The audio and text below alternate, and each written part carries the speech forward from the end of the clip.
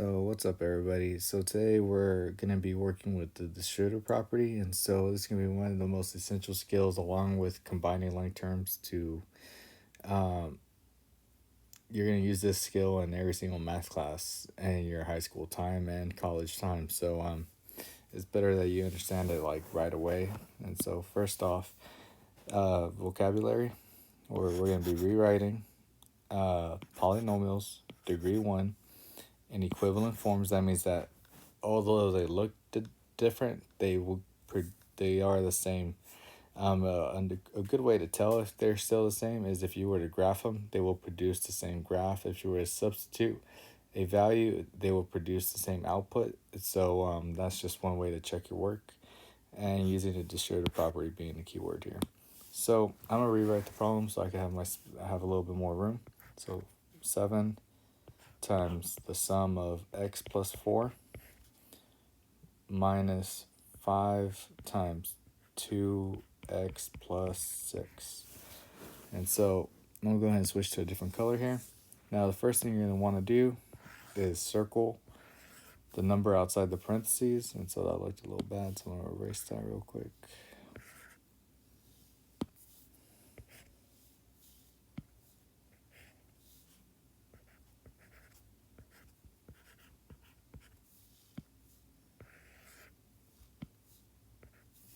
Alright, so you're going to take these numbers and you're going to draw arrows pointing to all the terms inside those parentheses. So this one is going to multiply 7 times x, 7 times 4. This one's going to take negative 5 times 2x, negative 5 times 6. And so basically the point of the arrows is to emphasize what you're going to multiply. I've seen multiple times where students forget to draw the arrows and they multiply everything. And so you just want to be careful, circle, draw your arrows. At this point, you could go back and now you have everything basically labeled. Now multiply 7 times x. So 7 times 1x gives us 7x. 7 times 4 gives us 28.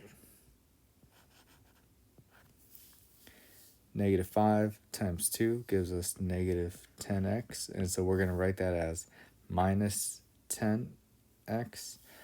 Negative 5 times 6 will gives us negative 30. Now at this point, we are going to combine like terms. So 7, I'm going to first go ahead and label all my terms. So I see an x here. I see another x there. I see a constant right here. I see another constant right there. Now that I got everything, I'm going to go ahead and group them up. 7x minus 10x plus 28 minus 30. And again, I got everything grouped up. So I'm going to go ahead and combine like terms. 7x minus 10x gives us negative 3x. 28 minus 30 gives us negative 2. And so to summarize everything, first up, I'm going to go ahead and put that right here. Circle the number or variable or term. Circle the number that will be distributed and draw arrows to the terms inside the parentheses.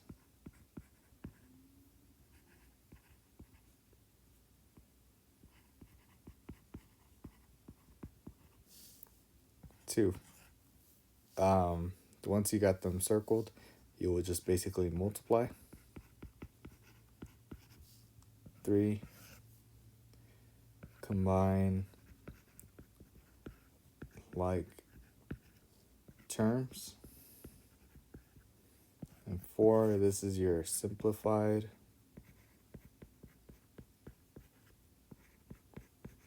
expression.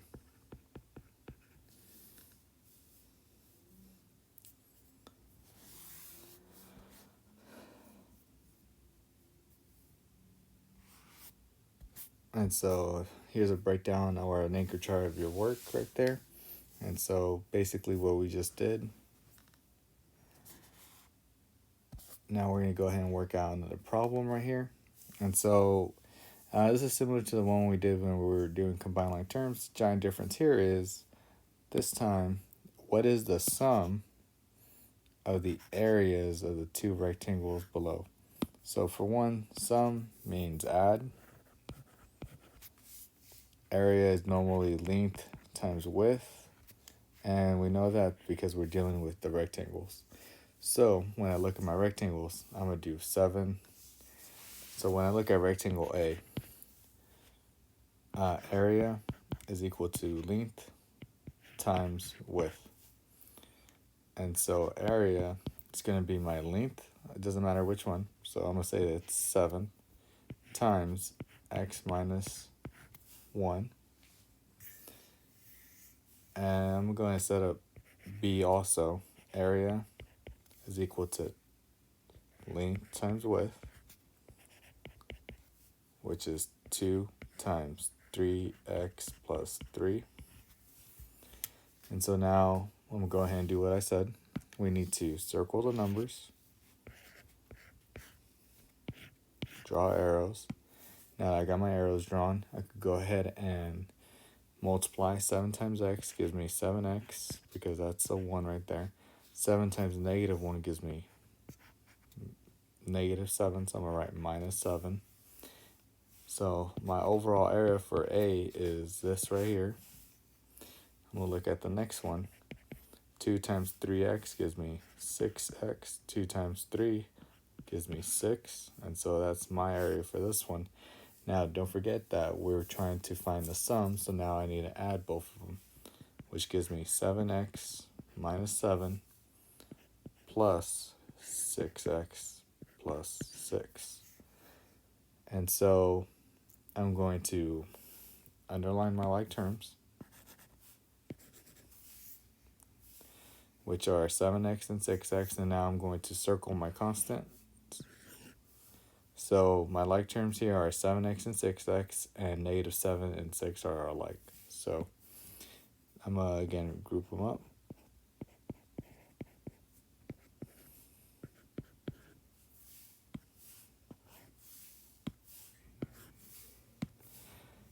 (7x plus 6x gives us 13x. Negative 7 plus 6 gives me minus or negative 1. So 13x minus 1 is going to be our final expression.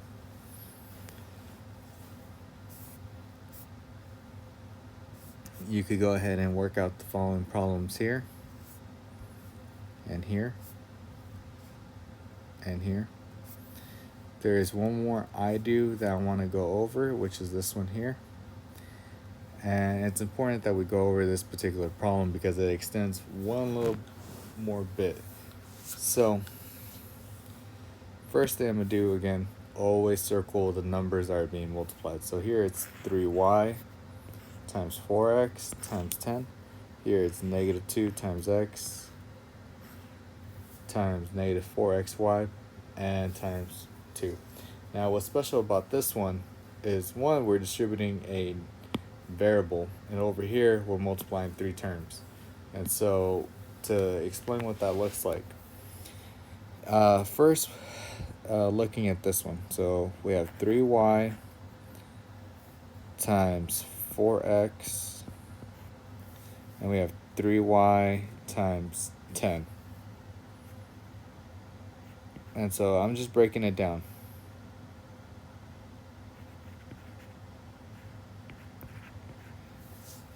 Now, since we have a variable here and a variable here, we don't know what those numbers are, right? But we know that y is a certain number, we know x is a certain number, and so when you multiply those, that will give you a certain number. What we do know is that 3 and a 4. We do know that. 3 times 4 gives us 12. What we don't know is x and y, but we still multiply. And so basically what we will do is write 3 times 4 is 12 times x times y. And then same thing over here. So this one says 3y times 10. So 3 times 10 gives us 30, and we just put the y. Followed by this one. So that's just a breakdown of that. Now we're going to do negative 2 times x, negative 2 times negative 4xy, and negative 2 times 2. And so just because it's more terms, it doesn't act any differently. So now you're going to go ahead and multiply all those right there. So just to expand it, just in case, if you want to know how we got that, negative 2 times x, that would be negative 2 times x. Negative 2 times negative 4xy, and that would be negative 2 times positive 2. So I'm going to go ahead and multiply that. Negative 2 times 1x gives me negative 2x. Negative 2 times negative 4xy gives me positive 8xy. And then negative 2 times 2 gives me negative 4. Now, you just multiplied everything out using the distributive property. Now you just need to make sure and go back and combine your like terms. So starting off with this one, xy's. I'm going to go and see if I see any other xy's. No, no, yes, no. So I'm going to go ahead and check the next one out. 30y. Do I have any more y's? No. This one's an xy, so that doesn't count. No. Alright, that's good. Now I'm going to check to see if I have any x's. This is x, y, but I'm looking just for x's by themselves. That's a y, so that doesn't count. That's the same term I'm looking for. There's no other x's. So basically my only like terms here are xy and this xy. So I'm going to go ahead and group those up. 12xy plus 8xy plus 30y minus 2x minus 4.